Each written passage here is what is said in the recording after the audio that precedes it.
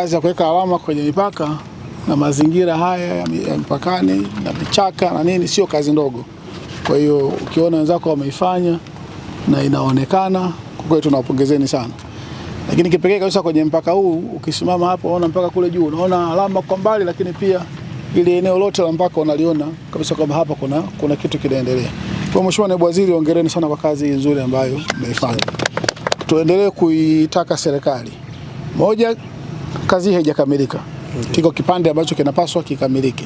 Kwa hiyo tunatarajia kwamba kwenye mipango ya serikali, mipango ya kifedha, mipango ya kibajeti, tutaona mwelekeo kwamba serikali inayo nia ya dhati ya kuendelea na kazi hii ili fedha zitengwe kwa bajeti zinazokuja, lakini pia kazi hii iweze kuendelea kufanyika. Lakini sala la msingi, wataalamu wangu, haya mambo mnayoongea haya muyaongee kwa wananchi katika lugha ile ya Daktari Samia Suluhu Hassan ya kutoa elimu na kuelewesha watu fanya nini, waelewe. Mtoe elimu hiyo ya kutosha, munyooshe.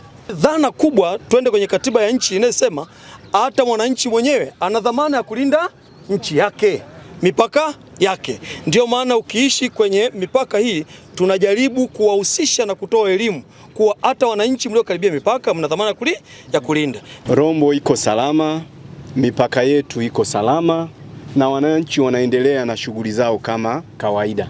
Ninachotaka kuhakikishia, sisi tumeshiriki vizuri kwenye hili zoezi la uwekaji wa mipaka kwa kuhusianisha na wenzetu na sisi huku, na tuna mahusiano mazuri ya jambo lolote ambalo linaloleta mkanganyiko, basi tunakaa pamoja. Kwenye huu mpaka wetu wa Tanzania na Kenya, Mheshimiwa Mwenyekiti, sasa hivi tumeshaimarisha kilomita 564 ambayo sawasawa na 75% ya mpaka mzima wa nchi kavu wenye jumla ya kilomita 758. Mpaka huu wa Tanzania na Kenya imekuwa ni eneo la mfano kwa ukanda wa Afrika kupitia taasisi yetu ya uimarishaji wa mipaka inayojulikana kama African Union Border Program. Matarajio yetu mwezi wa 10 tutafanya kazi ya uimarishaji wa mpaka tufike Jasini kwa maana ya kipande cha mpaka huu.